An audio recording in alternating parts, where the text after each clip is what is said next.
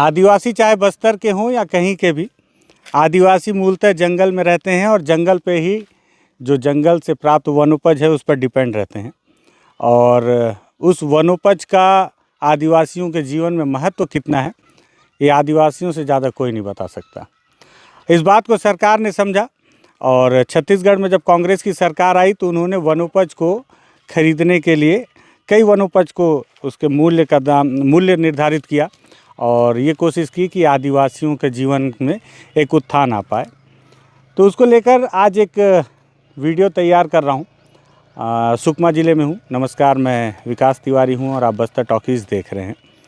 दरअसल हमेशा मैं सुनता था कि बस्तर के आदिवासियों के जीवन में महुआ का विशेष स्थान है। तो आज जब मैं सुकमा में घूम रहा था तो थोड़े से अंदरूनी इलाकों में मैं देखा कि पेड़ के नीचे एक छोटा सा बच्चा बैठा हुआ है और एक महिला एक पुरुष जो है महुआ बीन रहे हैं। तो मुझे लगा कि इनसे बातचीत करना चाहिए कि सरकार ने महुए के दाम में बढ़ोतरी की है तो उससे इनके जीवन में कितना बदलाव आया है। वाकई में आया भी है कि बस सब चीज़ कागज़ में ही है। आप देखें कि एक महिला अपने छोटे से बच्चे को गोदी पे लेकर महुआ बीन रही हैं लगातार। और इधर एक और भाई साहब आ गए हैं, अभी साथ में एक भैया हैं जो महुआ बहुत देर से बीन रहे हैं। इनसे बातचीत करते हैं। दादा क्या नाम है? आओ थोड़ा सा आपसे बातचीत कर लेते हैं। क्या नाम है आपका दादा? गुड्डू है। गुड्डू? हाँ। कौन से गांव से गुड्डू दादा? ये तो पल में है। अच्छा, ये बताओ कि कब से आए हो महुआ बीनने? कितने बजे आते हो रोज? सुबह 4 बजे आता हूँ। सुबह 4 बजे? हाँ, सुबह 4 बजे आता हूँ। अच्छा, 1 बज गया। और कब हाँ। तक बीनोगे? अभी कम से कम 2 बजे जाने वाला है। 2 बजे जाओगे? हाँ। कितना महुआ बीन लेते हो दादा? कम से कम 2 गप्पा, मतलब 2 टुकना बीस रहा हूँ, लेकिन रोज। और कितने दिन बीनोगे? अपना मतलब 2 महीना। अच्छा, कितना में बेचते हो दादा? थोड़ा वो इधर देखो। 22 रुपये किलो में अभी पकड़ रहे हो दुकान वाले हो। दुकान वाले? हाँ। तो सरकार तो बोल रही है क्या 30 रुपए में खरीदती है बोल के? वो उधर मंडी में नहीं ले जा रहा हूँ, लेकिन वो दुकान में ले जा रहा हूँ मैं। मंडी में क्यों नहीं ले जाते हो? अरे फिर कम ले जाना तो कहाँ होगा, लेकिन कम से कम 1 कुंटल 2 कुंटल ले जाना पड़ेगा मंडी में। तो 1 कुंटल 2 कुंटल नहीं बीन पाते हो क्या? और नहीं, फिर थोड़ा मैं बीनने वाला हूँ। कहाँ हाँ। सब्जी कुछ करने वाला हूँ, लेकिन वो तो कम ले जाएंगे मैं। नहीं तो कितना महुआ पूरा एक सीजन में कितना महुआ बीन लेते हो? 1-2 कुंटल बीन लेते हो? नहीं होगा, कम होगा। कम बीन पाते हो? हाँ। कितना बीनते हो दादा? आप भी रुको, थोड़ी देर बात करेंगे। तो कम से कम एक दिन का कम से कम 10 पहली हो जाएगा। एक दिन में 10 पहली? सूखने के बाद तो कम हो जाता होगा। ये महुए का ताजा फूल है ना, यही जब सूख जाता है तो फिर इससे क्या क्या बनता है? इससे महुआ का शराब भी बनता है ना? हाँ। और क्या क्या बनता है? क्या बनता है? दारू बनता है, सब बनता है, लेकिन वो सूरा मुरम बनता है। तो आप घर में शराब बनाते हो क्या इसका? वो बनाता है ना, लेकिन अभी नहीं बनाता है, थोड़ा लेट में बनाता है। तो काय के लिए? पीने के लिए कि बेचने के लिए? बेचने के लिए। पीते नहीं हो? मैं नहीं पीते हूँ। अच्छा, आप नहीं पीते हो? नहीं पीते। बस गजब है। मतलब महुआ बीन भी रहे हैं, महुए की शराब भी बना रहे हैं, लेकिन महुआ नहीं पीते। महुआ तो आप लोग के कल्चर में क्या पूजा पाठ में महुआ लगता है? पूजा पाठ पूरा जाता है मोबाइल। इसको हमेशा जमा करके रखते हो? हाँ, जमा करके। थोड़ा बेचते हो? थोड़ा बेचते हूँ, लेकिन सब्जी के लिए। अच्छा, सब्जी के लिए? हाँ। जब मतलब जरूरत के लिए पैसा चाहिए तब महुआ बेच दिए? हाँ जी। तो मंडी में कोई नहीं ले जाते? कोई नहीं ले जाता है, लेकिन अपना वो छोटा दुकान, छोटा मोटा दुकान वो कितने में खरीदते हैं? 22 रुपए में? 22 रुपये में। अच्छा दादा, आपका क्या नाम है? मुड़ा। आप कौन गांव से? ये परमरास का। पेरमारास के? हाँ। तो आप भी बेचते हो मंडी में कि दुकान बेचते हो? नहीं, ही दुकान में बेचते। दुकान में? हाँ। कितने बजे आए थे महुआ बीनने? ये 4 बजे तक उठ के आएंगे ना रोज? और 2 बजे तक बीनोगे? 2 बजे तक बिनेंगे। गर्मी तो बहुत है। बहुत है। अब गर्मी तो बहुत है। हाँ। और अभी थोड़ा कम होगा तो फिर जाना पड़ेगा 2 बजे। अच्छा। और खाना वाना घर से लाऊंगा ना। घर से लाओगे? हाँ। दादा, वो बच्चे को भी लेके आए थे आप?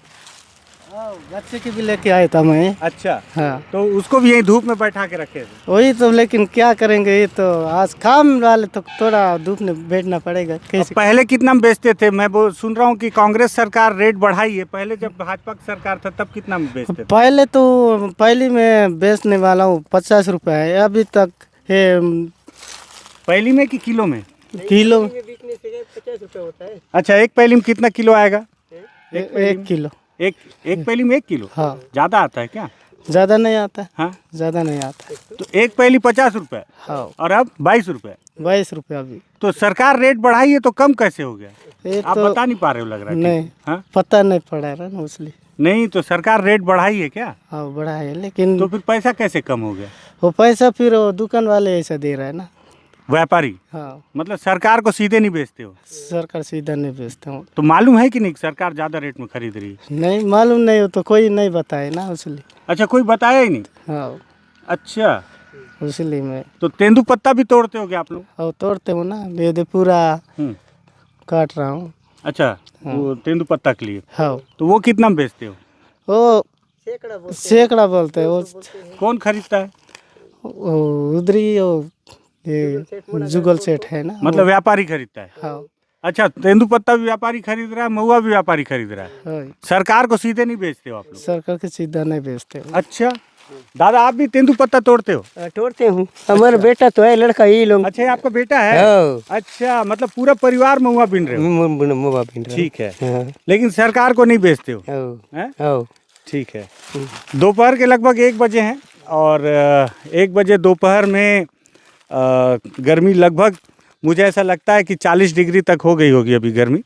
और आप देखें कि बस्तर के आदिवासी किस तरह से वनोपज पर निर्भर होते हैं। और सुबह 4 बजे से आदिवासी अपने घरों से निकलकर जंगलों में आते हैं और पेड़ में से गिरने वाले महुए के फूल को दिन के 2 बजे तक भरी दोपहरी तक बीनते हैं।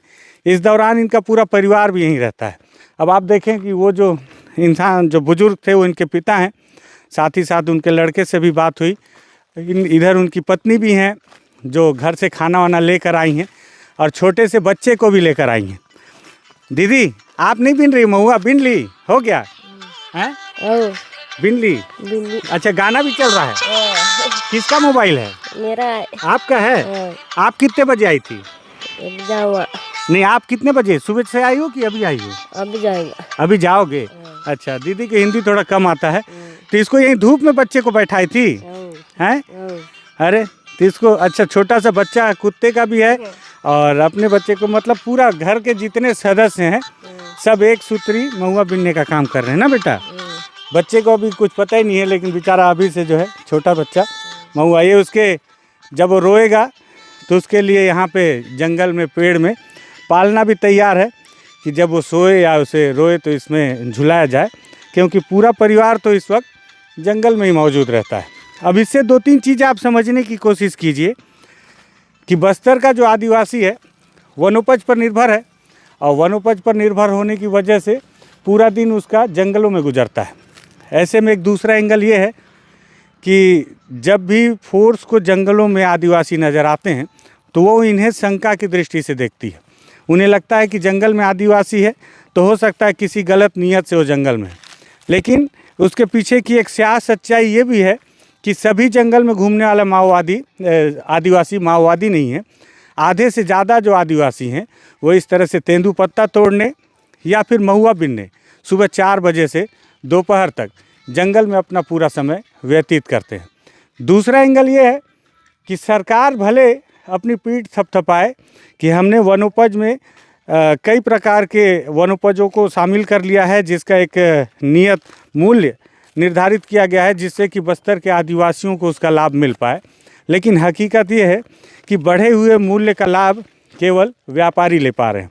असल में तो आदिवासी महुआ बीनता है, लेकिन उसके पास इतने बल्क में महुआ हो ही नहीं पाता कि वो ले जाके मंडियों में इसे सरकार को सीधे बेच पाए।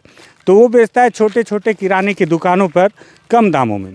बाद में व्यापारी उन महुओं को इकट्ठा करके मंडियों में सरकार की कीमत पर बेचता है, सरकार जिस बढ़े हुए मूल्य पर खरीदती है।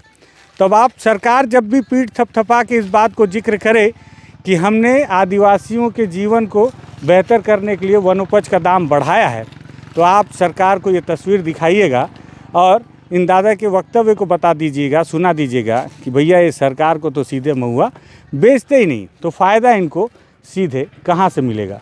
गुजर रहा था, इन्हें देखा कि बीच तपती दोपहरी में छोटे से बच्चे को पेड़ के नीचे बैठाकर महुआ बीन रहे हैं। मुझे लगा इनसे बातचीत करनी चाहिए थी, इसलिए मैंने इनसे बातचीत किया तो ये खुलासा हुआ। अच्छा, महुए का इनके जीवन में प्रभाव देखिए। जिस तरह आप अपने घरों पे अपने बुरे समय के लिए सोना एकत्रित करके रखते हैं। कई लोग प्रॉपर्टी पे निवेश करते हैं कि जब बुरा समय आएगा तो उसे बेचकर हम अपना जीवन यापन कर लेंगे या समस्याओं का समाधान कर लेंगे। बस्तर के आदिवासी सोना की तरह महुआ इकट्ठा करके रखते हैं। जब भी उन्हें पैसे की आवश्यकता होती है तो अपने आवश्यकता अनुसार वो अपने घर से इकट्ठा किए हुए सुखाए हुए महुआ को निकाल कर व्यापारियों को बेचते हैं और नगद पैसे का इंतजाम करते हैं और अपनी रोज़मर्रा की चीज़ों की पूर्ति करते हैं। तो इस तरह से बस्तर के आदिवासियों के जीवन में महुए का इतना महत्वपूर्ण योगदान है और यही वजह है कि आदिवासी सुबह 4 बजे से उठकर भरी तपती दोपहरी तक जंगलों के बीच महुआ बीनता है ताकि जीवन निर्वाह कर सके। अगर आपको लगे महुए से जुड़ी आदिवासियों से जुड़ी ये जानकारी बेहद रोचक थी और गंभीर भी थी कि किस तरह से सरकार की योजना का लाभ के बीच में व्यापारी डाका डाल रहा है और किस तरह से मूल फ़ायदे को वो अपने जेब में डाल रहा है, इस पर सरकार को कोई योजना बनानी चाहिए कि जिस बढ़ी हुई कीमत में वो वन उपज खरीदने की चाह रखती है या योजना तैयार करती है उसका लाभ सीधे आदिवासियों तक पहुँचे। तो इस वीडियो को शेयर कीजिएगा। सरकार का कोई नुमाइंदा मिले तो उससे सवाल कीजिएगा, पूछिएगा कि भैया आपकी योजना रास्ते में क्यों अटक जा रही है। धन्यवाद।